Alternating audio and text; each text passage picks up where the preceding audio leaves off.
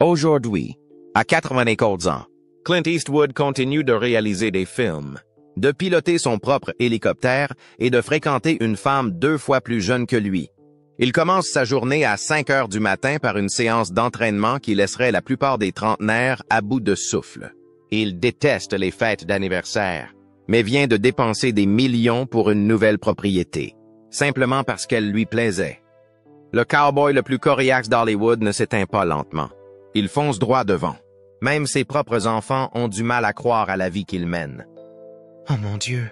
Je ne veux pas te casser le cou.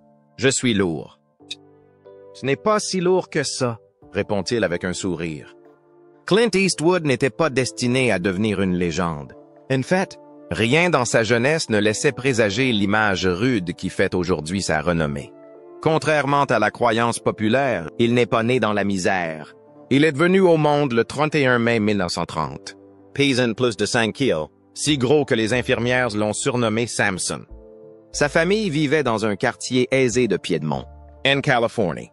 Ils avaient 2 voitures, une piscine et étaient même membres d'un country club. Sa mère pouvait retracer leur lignée jusqu'au Mayflower. Mais ces privilèges ne lui ont pas garanti un parcours sans embûches. Le chemin vers la célébrité a été tout sauf facile pour Clint. Et cette personnalité rude et ouvrière qu'il a adoptée plus tard, elle a été soigneusement élaborée. Un masque nécessaire pour percer dans une industrie impitoyable. Enfant, il avait du mal à l'école. Il a échoué au collège et a dû redoubler une classe. À l'Oakland Technical High, ses professeurs ont vu en lui quelque chose de spécial. Surtout sur scène. Mais Clint a ignoré leurs conseils. Il était trop occupé à courir après les filles et les voitures. Ses bulletins scolaires montraient qu'il s'intéressait davantage à la mécanique qu'aux devoirs. Certains de ses amis pensaient même qu'il n'avait jamais obtenu son diplôme. Mais une chose laissait entrevoir l'artiste qui sommeillait en lui. Il savait jouer du piano comme un pro. Il s'entraînait jusqu'à en avoir mal aux doigts, apprenant des morceaux compliqués que la plupart des adolescents n'auraient pas pris la peine d'apprendre. Cette même concentration l'aiderait un jour à composer la musique de ses propres films. Après le lycée, Clint ne s'est pas lancé immédiatement dans le cinéma. Il a exercé des métiers assez farfelus. À un moment donné, il a dompté des troncs d'arbres sauvages dans l'Oregon, un travail où un faux mouvement pouvait vous coûter la vie. Puis il a été enrôlé dans l'armée. Stationné à Fort Ord, il gagnait un peu d'argent en tant que sauveteur et videur. Une nuit, il a même mis fin à une bagarre au couteau. Mais le véritable tournant de sa vie a eu lieu en 1951. Il se trouvait à bord d'un avion de la marine qui s'est écrasé près de Point Reyes. L'accident n'était pas la fin. Il a dû nager plus de 3 kilomètres dans une eau glacée remplie de requins. Il a plus tard qualifié cette expérience de « terreur absolue ». Elle l'a marqué à jamais. Des années plus tard, lorsqu'il a joué dans Escape from Alcatraz, il s'est inspiré de ce moment précis pour rendre la scène de l'évasion dans l'eau froide plus réaliste. Sa carrière d'acteur n'a pas vraiment démarré en fanfare. En 1955, il décrocha un petit rôle dans Revenge of the Creature, un film de monstres à petit budget. Il incarnait Jennings, un technicien de laboratoire nerveux dont le grand moment consistait à perdre un rat. Le réalisateur détestait cette scène et n'hésitait pas à le montrer. Clint n'avait que 28 répliques et il fallut 15 prises pour les tourner correctement. Il était payé 75 $ par semaine et Universal faillit supprimer la scène. Personne sur le plateau ne se doutait que ce type maladroit en blouse de laboratoire allait devenir l'une des plus grandes stars de l'histoire du cinéma. Peu importe leurs bonnes intentions, peu importe leurs illusions. J'ai mon veto prêt à être utilisé contre toute augmentation d'impôts que le Congrès pourrait même envisager de proposer. Et je n'ai qu'une chose à dire à ceux qui veulent augmenter les impôts. Allez-y, faites-moi plaisir. Au milieu des années 1900, Universal Pictures a mis fin à son contrat après seulement 18 mois. Il pensait qu'il n'était pas assez bon pour le grand écran. Les raisons étaient presque risibles. Sa pomme d'Adam était trop grosse, il parlait trop lentement et il avait une dent cassée qu'il ne voulait pas faire soigner. À peu près à la même époque, Burt Reynolds a également été licencié. Alors qu'il se trouvait sur le parking d'Universal, Reynolds a plaisanté en disant « Vous êtes vraiment foutus ». Parce que moi, Je peux apprendre à jouer. Vous ne pouvez pas vous débarrasser de votre pomme d'Adam. Des années plus tard, Eastwood est retourné dans ce même studio, mais cette fois-ci en tant que superstar avec un salaire d'1 million de dollars. L'endroit qui l'avait rejeté devait maintenant l'accueillir à nouveau en tant qu'acteur principal. Puis vint le moment qui a tout changé. Un jour, alors qu'il discutait avec un rédacteur en chef de NBC, Clint fut repéré par Robert Sparks, un cadre de CBS, dans la cafétéria du studio. Sparks remarqua sa grande taille et son apparence saisissante. Ce rapide coup d'œil déboucha sur une rencontre, puis un test à l'écran, et finalement un rôle principal dans la série Western Rawhide. C'était un pur hasard, être au bon endroit, avoir le bon look au bon moment. Soudain, l'homme qui avait été rejeté pour son apparence et son attitude décontractée était célébré pour ses mêmes qualités. Son visage était dans TV Guide et les producteurs le qualifiaient d'étoile montante. Le même débit lent et le même style rustique qui lui avait valu d'être renvoyé attirait désormais des millions de téléspectateurs chaque semaine. Mais Eastwood n'aimait même pas son personnage. Il trouvait Rawhide trop immature, mais il a continué. Ce qui avait commencé comme un rôle secondaire l'a propulsé au rang de star nationale presque du jour au lendemain. 3 semaines après sa diffusion, la série s'est classée dans le top 20 des audiences télévisées. Mais dans les coulisses, c'était épuisant. 6 jours par semaine, de longues heures, la chaleur torride de l'Arizona. Son salaire est passé de 750 $ par épisode à 119 000 $ par épisode à la fin de la série. Pourtant, certains le trouvaient paresseux. Les réalisateurs organisaient leur journée en fonction de ses retards. L'un d'eux a même déclaré qu'il ne mettait jamais Clint dans la première scène, car il était sûr qu'il arriverait avec au moins une demi-heure de retard. Au bout de 6 ans sur Rawhide, Eastwood en avait assez. Il s'ennuyait et voulait désespérément essayer quelque chose de nouveau. C'est alors qu'une étrange opportunité s'est présentée à lui. Sergio Leone, un réalisateur italien inconnu qui tournait un western à petit budget en Espagne, utilisait un faux nom américain, Bob Robertson, car personne aux États-Unis ne prenait les westerns italiens au sérieux. Eastwood n'était même pas le premier choix de Leone. Il avait essayé d'engager des noms plus connus comme Henry Fonda ou James Coburn, mais aucun d'entre eux ne correspondait au budget. Finalement, Clint accepta. Il se dit que c'était un film tellement modeste que personne en Amérique ne remarquerait son échec. Il tenta sa chance et s'envola pour l'Espagne, même s'il ne parlait pas italien et que Leone ne parlait pas anglais. Ils utilisèrent des gestes, des traducteurs et beaucoup de devinettes pour se comprendre. Ce film, pour une poignée de dollars, fit de Clint Eastwood une star internationale. Mais ce n'est pas seulement son jeu d'acteur qui a retenu l'attention. Eastwood a créé lui-même le look de son personnage. Le costume n'a pas été conçu par une grande équipe de stylistes de studio. Il l'a assemblé à partir de ses propres affaires. Il a acheté un jean Levi's noir, l'a délavé et vieilli, a réutilisé des bottes et des ceintures de Rawhide et a trouvé un chapeau dans un magasin d'occasion. Même les petits cigares et le poncho provenaient de boutiques qu'il avait trouvées au hasard. Toute l'ambiance du personnage sans nom a été créée intentionnellement. Eastwood voulait qu'il parle très peu et laisse son langage corporel s'exprimer. Ce silence rendait le personnage plus puissant et mystérieux. Et même si son nom changeait d'un film à l'autre, Joe, Manco, Blondie, le public le voyait toujours comme le même pistolero silencieux. Le studio les a commercialisés comme une trilogie et l'image est restée. Lorsque ces films sont enfin sortis aux États-Unis, les critiques les ont détestés. Ils ne se sont pas gênés pour le dire. Certains ont qualifié le premier de « cheap jack », bon marché. D'autres ont dit que le deuxième était « dopey, idiot ». Et une critique du New York Times a qualifié le Bone, la brute et le truand de catastrophe repoussante. Le magazine Time s'en est pris au jeu d'Eastwood, disant qu'il ressemblait à un morceau de bois. Mais c'est le public qui a eu le dernier mot. La trilogie a rapporté plus de 84 millions de dollars dans le monde entier, pour un budget qui dépassait à peine les 2 millions de dollars. À lui seul, le Bone. La brute et le truand a rapporté près de 39 millions de dollars et vendu plus de 44 millions de billets. Ces soi-disant westerns spaghetti ont connu un succès fulgurant et ont inspiré toute une vague de films similaires.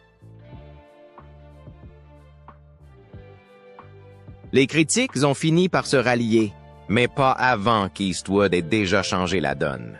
Clint Eastwood n'est pas simplement devenu une légende d'Hollywood. Il a conquis ce statut de force et ne l'a jamais lâché.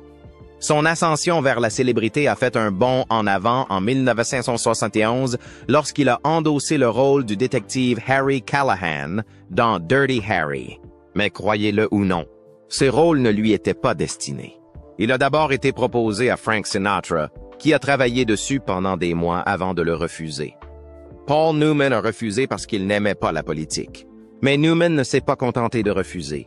Il a directement transmis le scénario à Eastwood, en lui disant que cela pourrait lui convenir. D'autres ont également décliné l'offre. John Wayne ne voulait pas des restes de Sinatra. Robert Mitchum trouvait que c'était nul. Et Steve McQueen a dit non parce qu'il avait déjà joué un flic dans Bullitt. Les plus grandes stars d'Hollywood ont tour à tour décliné l'offre, et Eastwood a pris les devants. Il a pris le risque, a créé sa propre société de production et a engagé son propre réalisateur. Ce film n'a pas seulement fait un tabac, il a explosé. Puis Eastwood a fait quelque chose d'inattendu. En 1978, il a signé pour Every Which Way But Loose, une comédie sur un camionneur bagarreur et son orang-outan domestique nommé Clyde. Tout le monde pensait que cela allait ruiner sa carrière.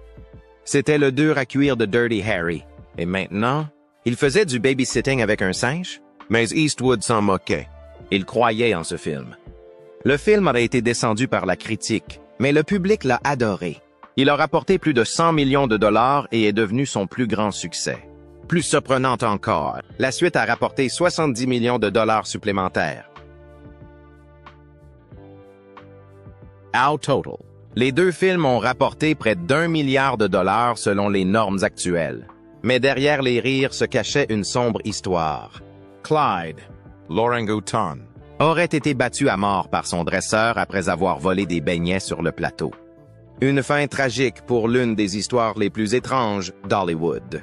Ce genre de prise de risque n'était pas nouveau pour Eastwood. En 1975, il tournait The Eiger Sanction, un film qui impliquait des ascensions mortelles en montagne. Pendant le tournage sur la face nord de l'Eiger, un grimpeur de l'équipe a été tué par des chutes de pierre. Eastwood, qui était à la fois l'acteur principal et le réalisateur, a failli arrêter le tournage. Mais il a pris une décision qui a stupéfié tout le monde. Il allait réaliser lui-même toutes les cascades dangereuses. Il a escaladé des falaises, s'est suspendu à des corniches et a tourné sans le matériel de sécurité auquel nous sommes habitués aujourd'hui.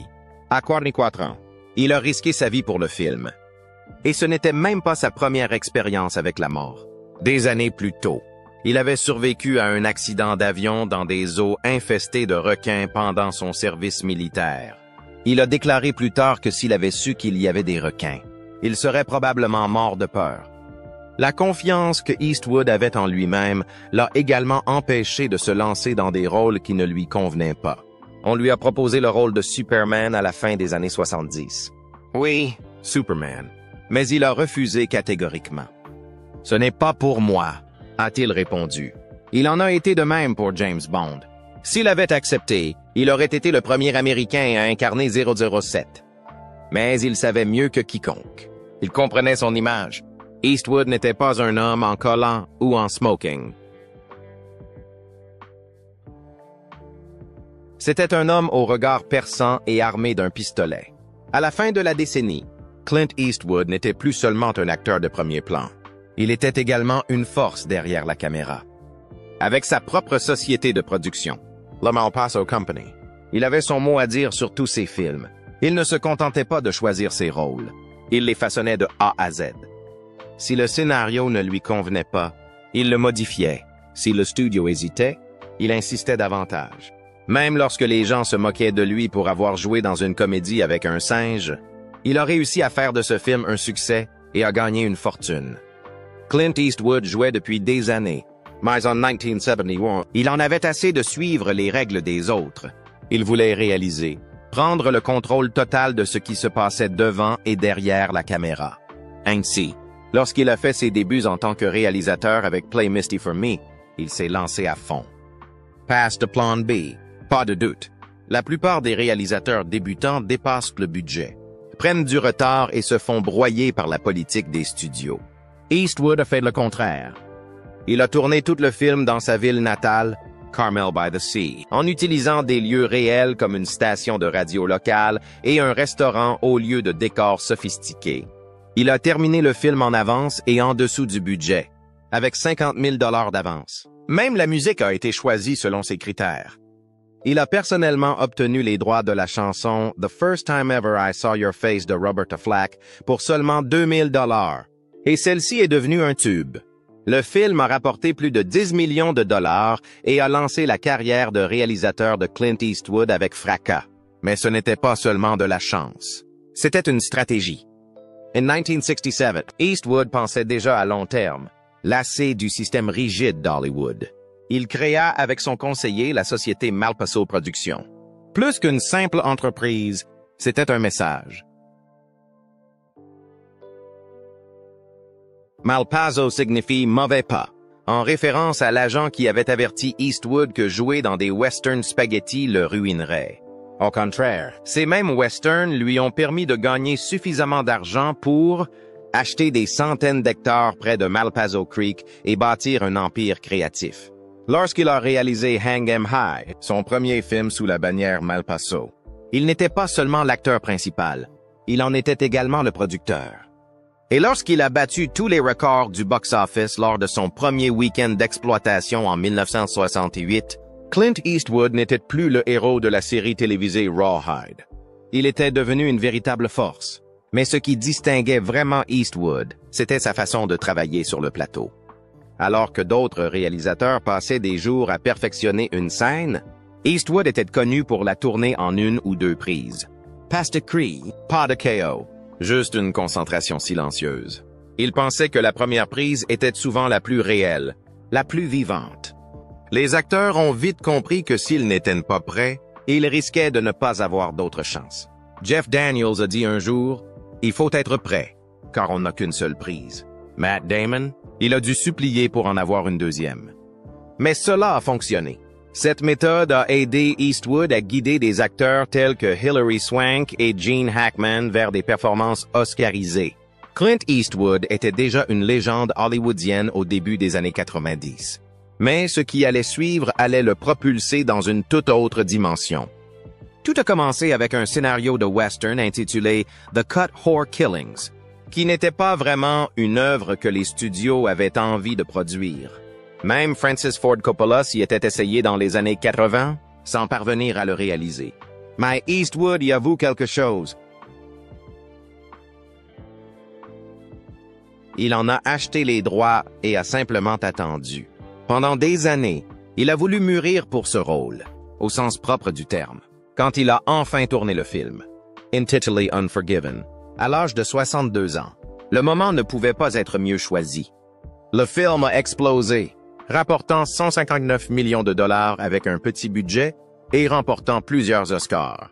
Ce n'était pas un film comme les autres, c'était la consécration ultime. Et Eastwood a tenu à rendre hommage à ses anciens mentors, Sergio Leone et Don Siegel, dans le générique. Le pistolero était officiellement devenu cinéaste. Un peu plus de 10 ans plus tard, il a pris un autre pari risqué. Million Dollar Baby était le genre de film qui rendait les studios nerveux. Il traitait du suicide assisté, un sujet sombre et très risqué. Eastwood a quand même décidé de le faire. Warner Brothers lui a à peine donné une sortie digne de ce nom au début, s'attendant probablement à un échec. Mais le film a fait un tabac, rapportant plus de 216 millions de dollars. Il a raflé les Oscars. Et soudain, Eastwood n'était plus seulement un réalisateur respecté. Il était inarrêtable. Il avait prouvé qu'il pouvait aborder des thèmes lourds et dérangeants tout en émouvant le public. C'est à ce moment-là que les gens ont cessé de remettre en question son instinct. L'année précédente, il avait déjà bouleversé l'industrie avec Mystic River. Ce film était comme un feu qui couve lentement avant d'exploser. Traumatisms Infantiles, Vise brisée, un meurtre mystérieux qui semblait trop réel. Eastwood a gardé le silence et est resté concentré. Pas de caméra tape à l'œil. Juste des émotions brutes et un casting qui s'est donné à fond. Sean Penn et Tim Robbins ont remporté des Oscars et les critiques ont enfin pu dire tout haut ce qu'ils pensaient déjà. Eastwood était devenu l'un des réalisateurs les plus précis sur le plan émotionnel. Puis vint Gran Torino. Personne ne s'attendait à ce qu'Eastwood, alors âgé de près de 80 ans, réalise l'un des plus grands succès de sa carrière. Mais il l'a fait. L'histoire d'un vétéran de guerre grincheux et raciste, qui s'adoucit juste assez pour protéger les voisins qu'il détestait autrefois, a touché la corde sensible. Le personnage était dur. Homer est étrangement familier, presque comme une version vieillie de tous les rôles qu'Eastwood avait joués auparavant. Et le public l'a adoré. Le film a rapporté 270 millions de dollars et occupe toujours une place particulière parmi les moments forts de la fin de sa carrière. Même les critiques ont souligné que sa seule présence portait le film, comme le fantôme de Dirty Harry juste sous la surface. Derrière tous ces succès se cachait une méthode unique. Eastwood ne criait pas « action » sur le plateau. Il ne faisait pas de répétitions interminables. Il ne croyait pas aux secondes chances. Une prise. Peut-être deux. C'était tout. Il parlait doucement. Il faisait confiance à ses acteurs. Et la plupart du temps, cela fonctionnait. Tom Hanks a un jour plaisanté en disant qu'Eastwood traitait ses acteurs comme des chevaux. Parce qu'à l'époque, crier sur un plateau de western pouvait les effrayer. Ce contrôle silencieux est toutefois devenu sa marque de fabrique. Les plateaux étaient calmes, la pression était forte, mais les résultats parlaient d'eux-mêmes. La vie de Clint Eastwood a toujours été sous les feux de la rampe, mais il y avait des aspects qu'il gardait profondément cachés. Des secrets dont même lui ignorait l'existence. Pendant la majeure partie de sa vie, Laurie Murray n'avait aucune idée de l'identité de son vrai père. Adoptée et élevée à Seattle, elle a grandi loin du monde hollywoodien, sans jamais soupçonner que son père biologique était l'un des hommes les plus célèbres d'Amérique. Clint Eastwood ne le savait pas non plus. La femme avec qui il avait brièvement fréquenté dans les années 50 ne lui avait jamais dit qu'elle était enceinte. Des décennies plus tard, Laurie est partie à la recherche de ses racines et a découvert une vérité que personne n'avait vu venir.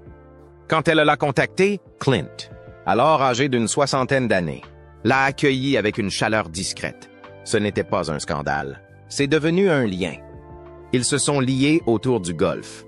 On passait des vacances ensemble et, petit à petit, elle est devenue membre de la famille Eastwood.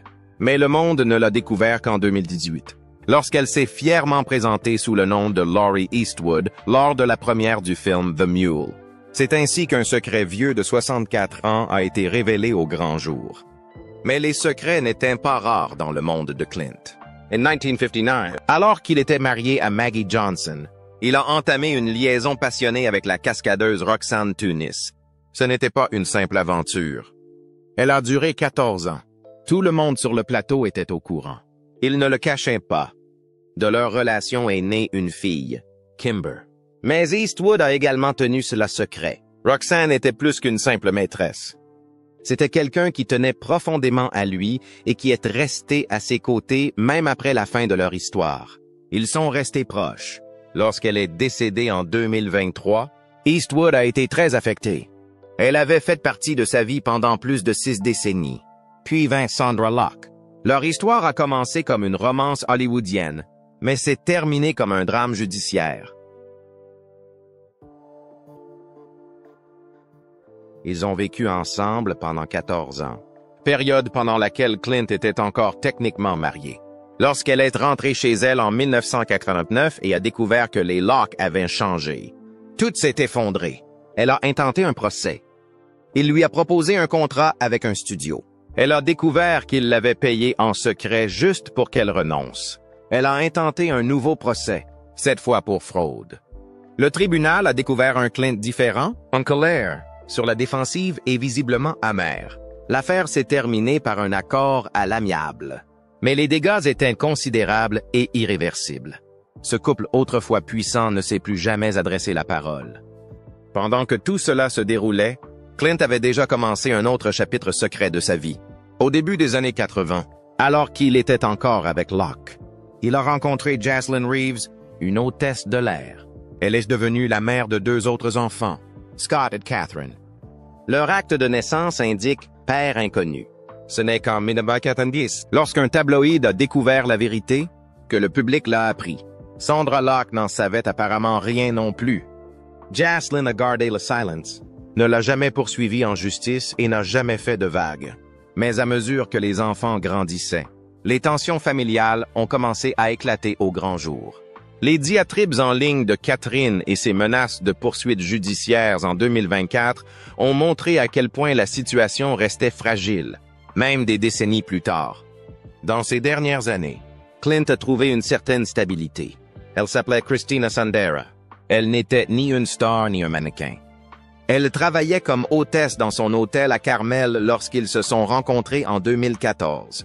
Elle restait à l'écart des projecteurs et ne cherchait jamais à attirer l'attention. Ils vivaient tranquillement, se soutenaient mutuellement et n'apparaissaient ensemble qu'en de rares occasions. Elle se consacrait au bien-être animal et à l'environnement tout en dirigeant un centre équestre. Pour leurs proches, elle était une personne authentique, terre à terre, discrète et pleinement acceptée par le clan Eastwood. Sa mort soudaine en 2024 des suites de problèmes cardiaques a brisé Clint d'une manière silencieuse et douloureuse.